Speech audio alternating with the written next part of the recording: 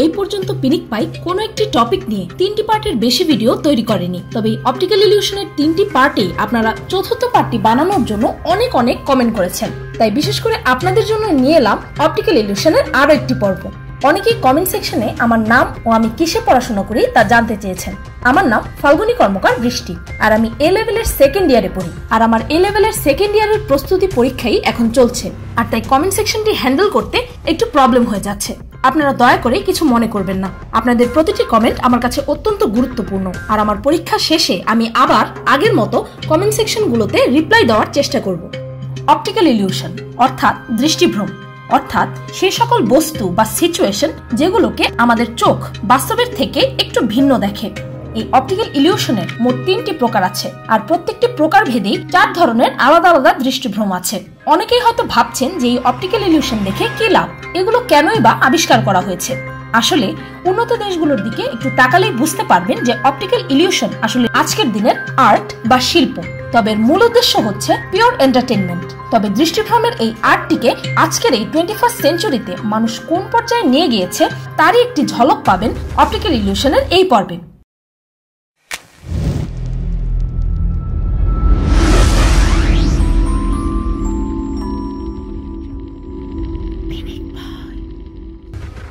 এই ছবিটিকে একটি মানুষের মুখের আকৃতির মনে হচ্ছে, যেখানে একটি মুকুটের মতো কিছু একটা পরানো আছে, তাই না? এবার একটু কেয়ারফুলি দেখুন। মুকুটের ভেতরে থাকা এই ছবিটি বাস্তবে কোনো একজন মানুষের ফেস নয়, বরং এখানে একটি ছেলে ও একটি মেয়ে কিস করছে। এখনো খুঁজে পাচ্ছেন না? এবার দেখুন। কি ভেলকি লাগলো? রংধনু দেখতে কে না পছন্দ করে, আর তাই আমি আজকে আপনাদেরকে এমন একটি রংধনু দেখাবো যা আপনাদের ব্রেন ও চোখ তৈরি করেছে। বিশ্বাস হচ্ছে না? এই ছবিতে থাকা রংধনুটির মাঝে থাকা ডটটির দিকে এক দৃষ্টিতে তাকিয়ে থাকুন। আমি না বলা পর্যন্ত থামবেন না। তাকিয়ে থাকুন। স্টপ। এবার সাদা স্ক্রিনটির দিকে তাকান। কি সেই রংধনুটিকে এখানেও দেখতে পাচ্ছেন? আর যদি তাতেও সন্দেহ থাকে তবে আপনার আশেপাশে থাকা কোনো একটি সাদা দেয়াল বা সিলিং এর দিকে তাকান। কি রংধনুটিকে এবারও দেখতে পাচ্ছেন?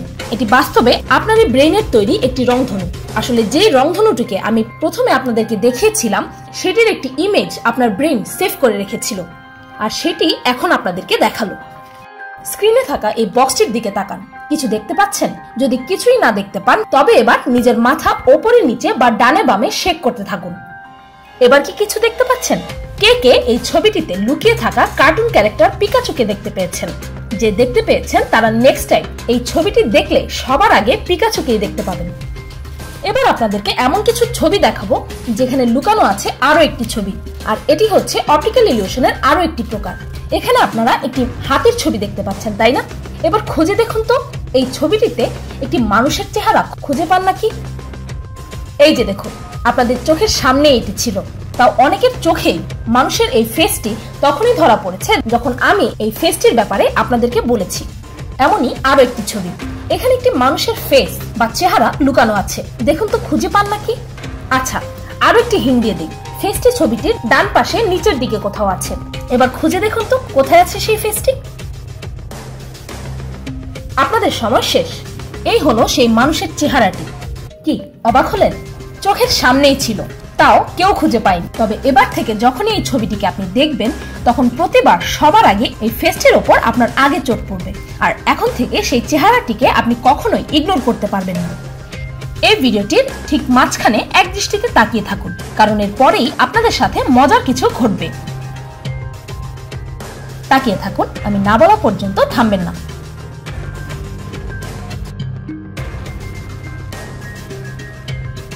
তাকিয়ে থাকুন।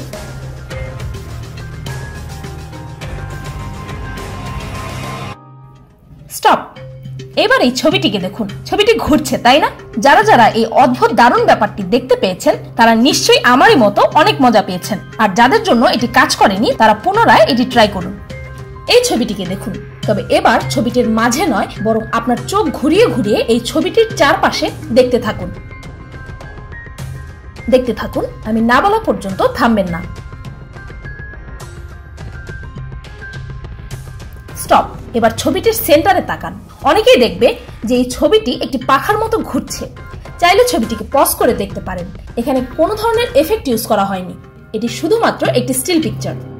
এই ছবিটিকে দেখুন, এখানে অনেকগুলো লাইনে অনেকগুলো অ্যারো দেখতে পাচ্ছেন, তাই না? এবার যে কোনো একটি লাইনের অ্যারোর দিকে ফোকাস করুন। কি দেখছেন? আপনিও কি আমারই মতো বাকি সব লাইনে থাকা অ্যারোগুলোকে নড়তে দেখছেন? তাও আবার একটি ডিরেকশনে না, বরং এক একটি লাইনের অ্যারো এক এক ডিরেকশনে মুভ করছে, যা এই অপটিক্যাল ইলিউশনটিকে আরো বেশি চমকপ্রদ করে তোলে। স্ক্রিনে থাকা এই ভিডিওটি ঠিক মাঝামাঝি এক দৃষ্টিতে তাকিয়ে থাকুন। তাকিয়ে থাকুন, আমি না বলা পর্যন্ত থামবেন না।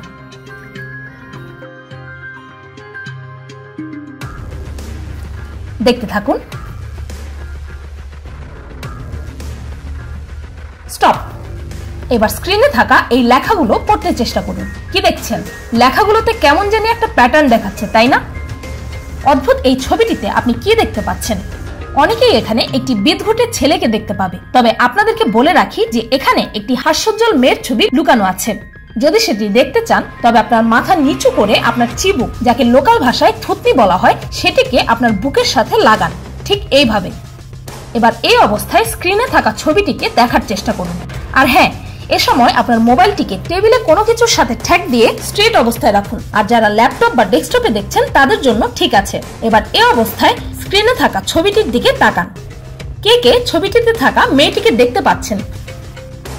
আপনার বন্ধুদেরকে অসাধারণ এই অপটিক্যাল ইলিউশনটি দেখিয়ে অবাক করে দিতে পারেন। স্ক্রিনে থাকা এই অসংখ্য এক্স লেটারের মধ্যে 5টি ওয়াই লেটার আছে। দেখা যাক আপনাদের মধ্যে কে কে সেগুলো খুঁজে বের করতে পারেন। আপনাদের সময় শুরু হচ্ছে এখন।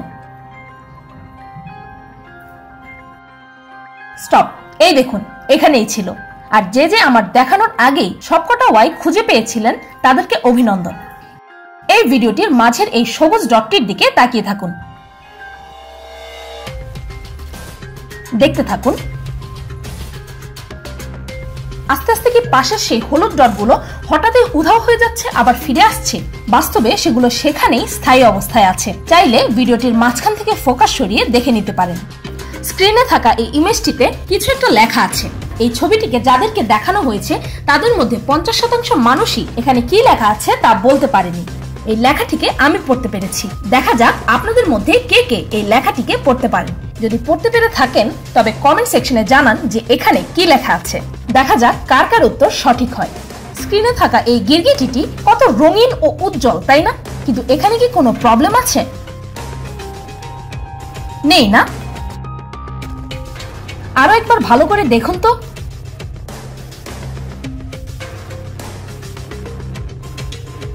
কালারফুল এই ব্যাঙটি দেখুন কিভাবে নড়াচড়া করছে, কিন্তু আফসোস এটাও সত্যিকারের ব্যাঙ নয়।